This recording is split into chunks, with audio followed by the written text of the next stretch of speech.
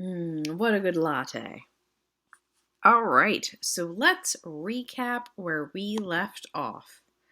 So, Harry found Quirrell taking the Sorcerer's Stone, or trying to. He learned that, Voldemort was in the back of his head, controlling things. He was saved by Dumbledore, and from Dumbledore, he found out that Snape has not been trying to kill him this whole time. Snape has been trying to save him. Wow, that hat does a number on my hair, guys. Alright, so we learned all that. Dumbledore just visited Harry in the infirmary, and that's where we left off. He ate an earwax flavored jelly bean. That was the last thing I read. Gross. Madame Pomfrey, the nurse, was a nice woman, but very strict. Just 5 minutes, Harry pleaded. Absolutely not. You let Professor Dumbledore in. Well, of course, that was the headmaster. Quite different. You need rest. I am resting. Look, lying down and everything. Oh, go on, Madame Pomfrey. Oh, very well, she said, but 5 minutes only. She let Ron and Hermione in. Harry! Hermione looked ready to fling her arms around him again, but Harry was glad she held herself in as his head was still very sore. Oh, Harry, we were sure you were going to. Dumbledore was so worried. The whole school's talking about it, said Ron. What really happened? It was one of those rare occasions when the true story is even more strange and exciting than the wild rumors. Harry told them everything. Quirrell, the mirror, the stone, and Voldemort. Ron and Hermione were a very good audience. They gasped in all the right places, and when Harry told them what was under Quirrell's turban, Hermione screamed out loud. So the stone's gone, said Ron finally. Flamel's just going to die. That's what I said, but Dumbledore thinks that... What was it? To the well-organized mind, death is but the next great adventure. I always said he was off his rocker, said Ron, looking quite impressed at how crazy his hero was. So what happened to you two, said Harry. Well, I got back all right, said Hermione. I brought Ron round. That took a while. We were dashing up to the owlery, oh brother, to contact Dumbledore when we met him in the entrance hall. He already knew. He just said, Harry's gone after him, hasn't he? And hurtled off to the 3rd floor. Do you think he meant you to do it, said Ron, sending you your father's cloak and everything? Well, Hermione exploded. If he did, I mean to say, that's terrible. You could have been killed. No, it isn't, said Harry thoughtfully. He's a funny man, Dumbledore. I think he sort of wanted to give me a chance. I think he knows more or less everything that goes on here, you know. I reckon he had a pretty good idea we were going to try. Instead of stopping us, he just taught us enough to help.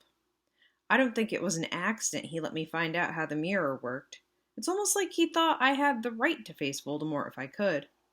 Yep, Dumbledore's off his rocker, all right, said Ron proudly. Listen, you've got to be up for the end-of-year feast tomorrow. The points are all in, and Slytherin won, of course. You missed the last Quidditch match. We were steamrolled by Ravenclaw without you. But the food'll be good. That moment, Madame Pomfrey bustled over. You've had nearly 15 minutes, now out, she said firmly. After a good night's sleep, Harry felt nearly back to normal. I want to go to the feast, he told Madame Pomfrey as she straightened his many candy boxes. I can, can't I? Professor Dumbledore says you are to be allowed to go, she said sniffly, as though in her opinion Professor Dumbledore didn't realize how risky feasts could be. And you have another visitor. Oh, good, said Harry. Who is it? Hagrid sidled through the door as he spoke. As usual when he was indoors, Hagrid looked too big to be allowed. He sat down next to Harry, took one look at him, and burst into tears. It's all my ruddy fault, he sobbed, his face in his hands. I told the evil git how to get past Fluffy. I told him. It was the only thing he didn't know, and I told him. He could have died. All for a dragon egg. I'll never drink again. I could be chucked out and made to live as a muggle. Hagrid, said Harry, shocked to see Hagrid shaking with grief and remorse, great tears leaking down into his beard. Hagrid, he'd have found out somehow. This is Voldemort we're talking about. He'd have found you if you hadn't told him. You could have died, sobbed Hagrid, and don't say the name. Voldemort, Harry bellowed, and Hagrid was so shocked he stopped crying. I've met him, and I'm calling him by his name. Please cheer up, Hagrid. We saved the stone. It's gone. You can't use it.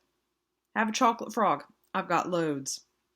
Hagrid wiped his nose on the back of his hand and said, That reminds me. I've got you a present. It's not a stoat sandwich, is it? Said Harry anxiously, and at last Hagrid gave a weak chuckle. Nah, Dumbledore gave me the day off yesterday to fix it. Of course, he should have sacked me instead. Anyway, got you this. It seemed to be a handsome, leather-covered book. Harry opened it curiously. It was full of wizard photographs, smiling and waving at him. From every page were his mother and father. Sent owls off to all your parents' old school friends asking for photos. No, you didn't have any. Do you like it? Harry couldn't speak, but Hagrid understood. So your question is, what did Hagrid get Harry?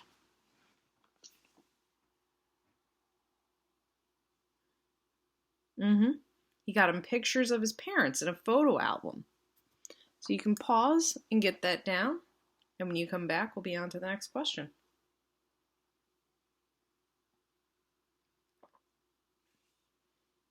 Okay, welcome back.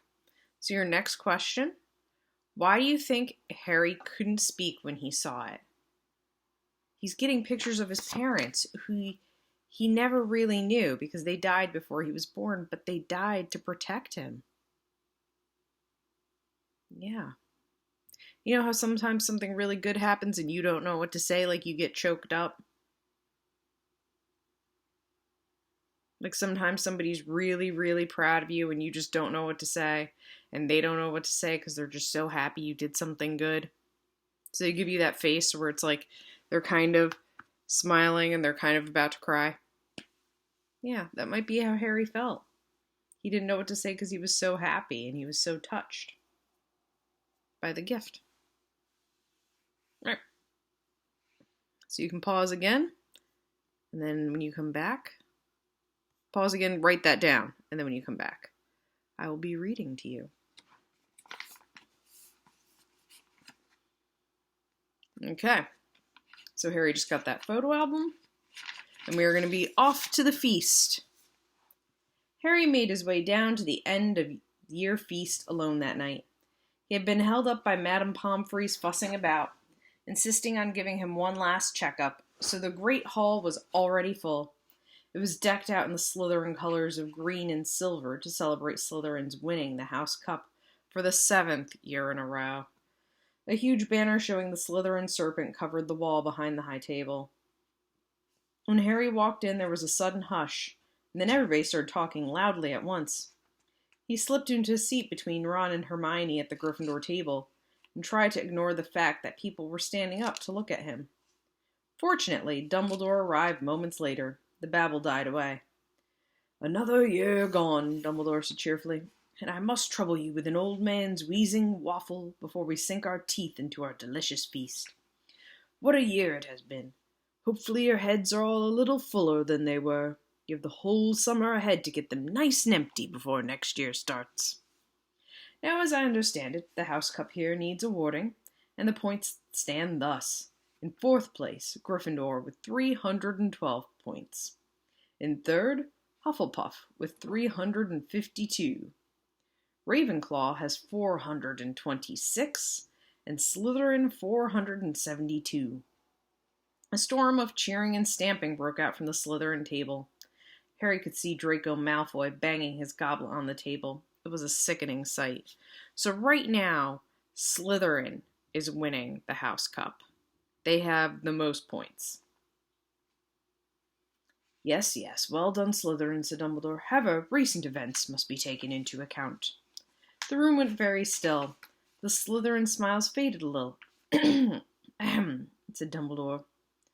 I have a few last-minute points to dish out. Let me see, yes. First to Mr. Ronald Weasley. Ron went purple in the face. He looked like a radish with a bad sunburn.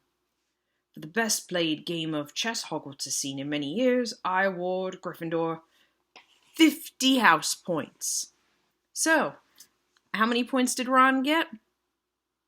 That's right, 50. And why did he get them? Excellent job. The best game of wizard chess. So write that one down, pause it, and then we'll be on to the next one.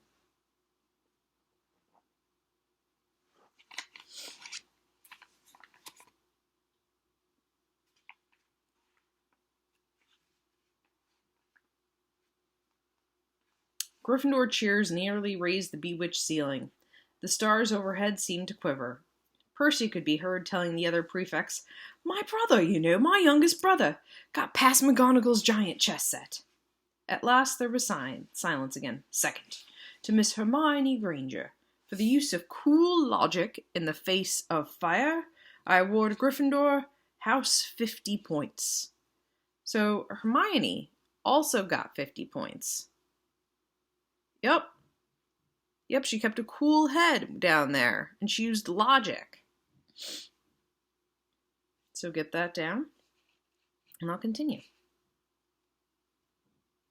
Pause it if you, Hermione buried her face in her arms. Harry strongly suspected she had burst into tears.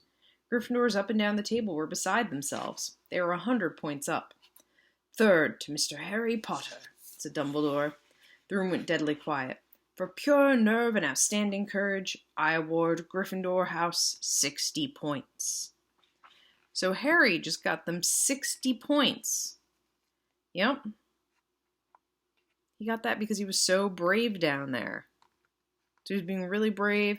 He said he was for pure nerve and outstanding courage. So give it a pause. Get that down.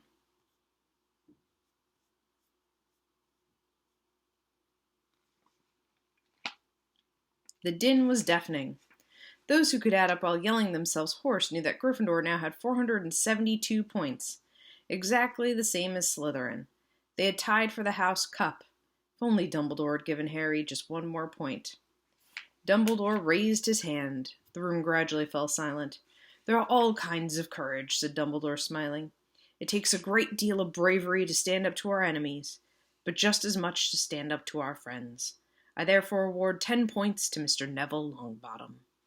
So Neville got 10 points, because remember, Neville tried to protect his friends by stopping them from going out. And that's very brave, standing up against your friends to protect them. So, get that down, pause it, and then we'll be back. Someone standing outside the Great Hall might well have thought some sort of explosion had taken place. So loud was the noise that erupted from the Gryffindor table. Harry, Ron, and Hermione stood up to yell and cheer as Neville, white with shock, disappeared under a pile of people hugging him. He had never won so much as a point for Gryffindor before. Harry, still cheering, nudged Ron in the ribs and pointed out Malfoy, who couldn't have looked more stunned and horrified as if he just had the Bodybind curse on him. Which means, Dumbledore called over the storm of applause, for even Ravenclaw and Hufflepuff were celebrating the downfall of Slytherin. We need a little change of decoration. He clapped his hands. In an instant, the green hangings became scarlet and the silver became gold. The huge Slytherin serpent vanished, and a towering Gryffindor lion took its place. Snape was shaking Professor McGonagall's hand with a horrible, forced smile. He caught Harry's eye, and Harry knew at once that Snape's feelings toward him hadn't changed one jot. They just didn't worry Harry. It seemed as though life would be back to normal next year, or as normal as it ever was at Hogwarts. It was the best evening of Harry's life, better than winning at Quidditch or Christmas or knocking out mountain trolls. He would never, ever forget tonight. So who won the House Cup? Yeah, Gryffindor! Okay, so, pause, get that down. Gryffindor won the House Cup. Use a complete sentence, please. And then when you come back, we'll finish this book. I'm covered with fuzzies. All right. Harry had almost forgotten that the exam results were still to come, but come they did. To their great surprise, both he and Ron passed with good marks. Hermione, of course, had the best grades of the first years. Even Neville scraped through, his good herbology mark making up for his abysmal potions one. They had hoped that Goyle, who was almost as stupid as he was mean, might be thrown out, but he had passed too.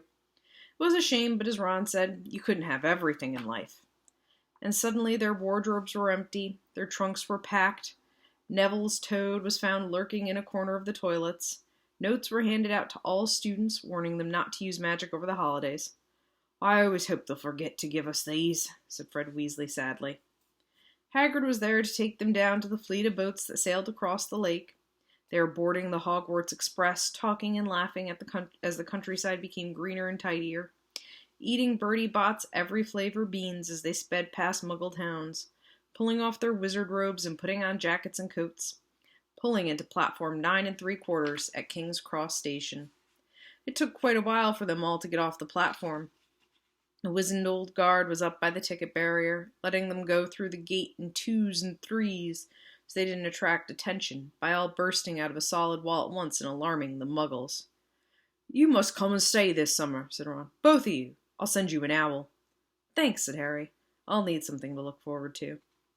People jostled them as they moved forward toward the gateway back to the Muggle world. Some of them called, "Bye, Harry!" "See ya, Potter!" "Still famous," said Ron, grinning at him. "Not where I'm going, I promise you," said Harry. He, Ron, and Hermione passed through the gateway together. "There he is, Mom! There he is, look!" It was Ginny Weasley, Ron's younger sister. She wasn't pointing at Ron. "Harry Potter!" she squealed. "Look, Mom, I can see—" "Be quiet, Ginny, and it's rude to point." Mrs. Weasley smiled down at them. "Busy year?" she said. "Very," said Harry. "Thanks for the fudge and the sweater, Mrs. Weasley." "Oh, it was nothing, dear." "Ready, are you?" It was Uncle Vernon, still purple-faced, still mustached, still looking furious at the nerve of Harry, carrying an owl in a cage in a station full of ordinary people. Behind him stood Aunt Petunia and Dudley, looking terrified at the very sight of Harry. "You must be Harry's family," said Mrs. Weasley. "In a manner of speaking," said Uncle Vernon. "Hurry up, boy. We haven't got all day." He walked away. Harry hung back for a last word with Ron and Hermione. "See you over the summer, then. Hope you have a good holiday," said Hermione, looking uncertainly at Uncle Vernon, shocked that anyone could be so unpleasant. "Oh, I will," said Harry. They were surprised at the grin that was spreading over his face. "They don't know we're not allowed to use magic at home. I'm going to have a lot of fun with Dudley this summer." All right, so that's the end of the book. You do have a journal, journal number 8. What do you think Harry's summer will be like, and why? He will be back with the Dursleys, and as we remember in the beginning of the book, they are, they're not very nice to Harry. They don't treat him with love and kindness. They made him live under the stairs. But now they're also scared of Harry because he can use magic, and they don't know that he's not supposed to.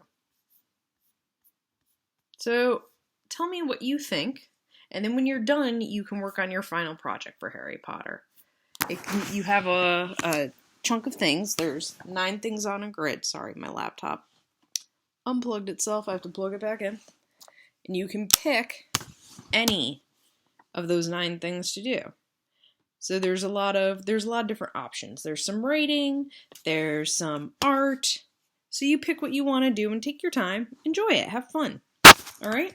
Oh, brother, my hair. Okay. So I'll see you guys soon in another video. Bye.